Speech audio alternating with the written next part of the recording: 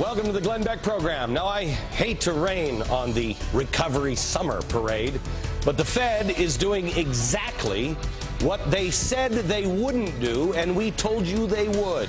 Monetize the debt.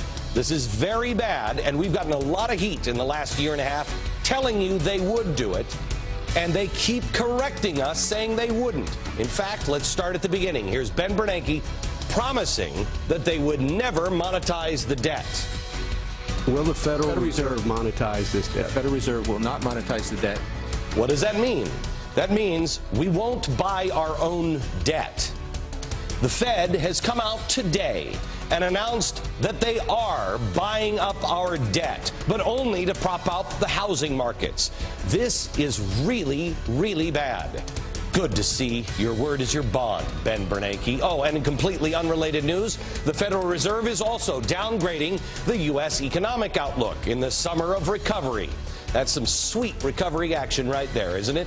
But don't worry, all is not bad. Now, I don't know about you, but I noticed that Michelle was cutting corners and watching the wallet while on vacation in Spain, and I felt bad for her. You may have noticed that Dreams from My Father, her husband's book, shot up the charts after we talked about it yesterday. Before this program, it was $133,000 change on Amazon. When we just checked right before, it was at $1,203. No. Really, First Family, you don't have to say anything. No, please don't thank me. Don't thank me. I know you've got a few extra dollars in your pocket now. You don't thank me. You thank the free market. Yeah, because see, people saw something that they wanted, they went out and bought it, and now you have money. And now Mrs. Obama can afford that coat by that Spice Girl designer, and I've been worried about it. You're welcome. You're welcome.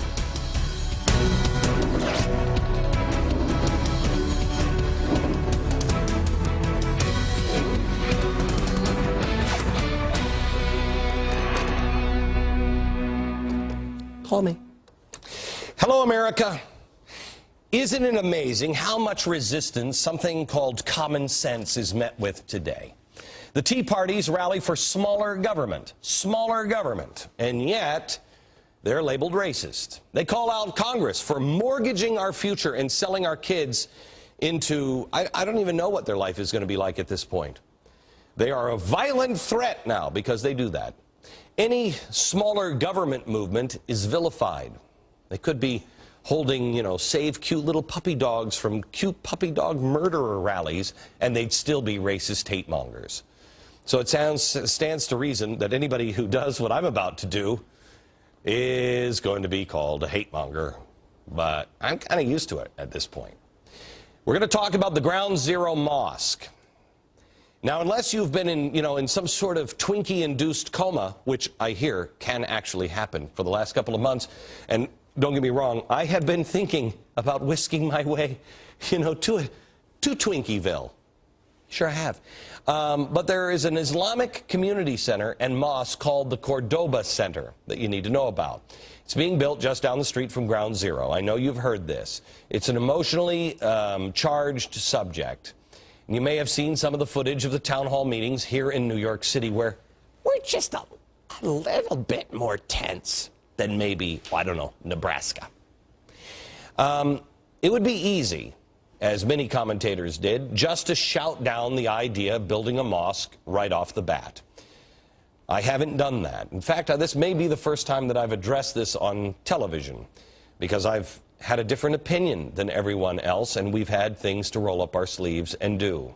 But things have changed. But I want to start at the beginning. I want to show you how I responded on radio when I first heard the news that a mosque was being built across the street from Ground Zero. There's a variety of reasons why Glenn would support the mosque near the Ground Zero. No, there's only one, the Constitution and the rule of law. I am offended by it. I don't want the mosque being built there. I think it's a slap across the face. If we can prove criminal activity, if we can prove that this is a radicalized mosque, if we can prove that radicals in Saudi Arabia are funding this, then that's a different story. Okay, the context of all of that was, I believe in religious freedom. I happen to belong to a church where people get upset when you want to build a temple anywhere. You know, look, I understand neighborhoods. I understand religious freedom. We have a right to worship and practice your religion the way you wish, trying to be a positive impact on the community at large. That is kind of a tough little loophole if your religion is saying maybe you should blow people up. So, assuming that this isn't a radicalized mosque, there's no criminal or terrorist related activity in it, and there is an update on that, stand by, you should be able to build the mosque. And I'm sorry that's not popular, but that's the way it is. We're America. But the main complaint by many Muslim groups after 9/11 was that Americans hated them. And the president said, I'm going to make sure that nobody rounds people up. Really? People have been worried about how Americans perceive Muslims. So my question has been, how does building a mosque right next to the place where radical Muslim terrorists murdered 3,000 Americans, how does that help improve the negative perception? Not really seeing the upside there, especially reopening the scar, because it comes as a slap in the face when you think, you know, wait a minute, when were they going to open that again? It doesn't sit well with Americans. It probably sits as well as a Serbian Orthodox church on the ground where 8,000 Muslims were slaughtered in Srebrenica, or what? Seriously, what is it? Srebrenica. Thank you very much. Whatever. Really? Are they going to build that there? No. Why? Because it would be a slap in the face. To describe it anything other than that is really a second slap in the face. And if they have a reason, well, I'd love to hear it. Now, here's where it starts to shimmy apart. The Cordoba Center is going to cost at least $100 million. But, quote, exactly how the Cordoba initiative will be financed remains unclear. That's probably something that we should take into consideration, don't you think? So, despite the blatant disregard for the sensitivity of the mosque location, and despite the obvious slap in the face of the dedication date, there was, for a while they were talking about they were going to open it on 9/11/01. Despite the funding source that is unknown, I think those are kind of red flags. What do you think? I still thought, because of that pesky Constitution, you should be able to build a mosque there. You can't just make up laws, okay? And that changes us as people. We've got to be decent. As long as everyone else is being decent, we don't close our eyes, however. And that's where things have changed. I read about the imam for the proposed center, Faisal Abdul Rauf. Love this cat. This is where I think the line has been officially crossed. We got all these players over here. How do they all fit together? Because, see, this is what we do. This is what media used to do. We're kind of old-timey here. We look at all of these players and say, do they fit at all?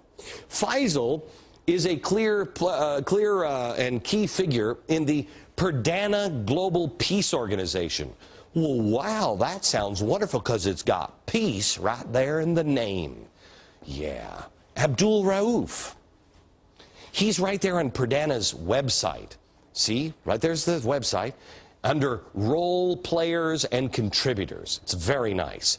Perdana, the peace group, is the single biggest donor, 366,000, of the Free Gaza movement. Free Gaza? Why do I know Free Gaza? There's Free Gaza. Oh yeah, Free Gaza.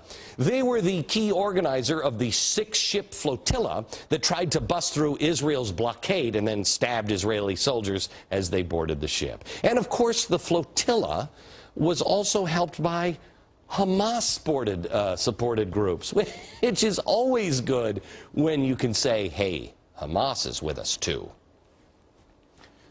Now, wait a minute. Let's look at all of these, because we also have Kagan over here. How is Kagan involved? Didn't our new Supreme Court Justice say that we should apply, what did she say, battlefield law to anyone suspected of financing terror groups?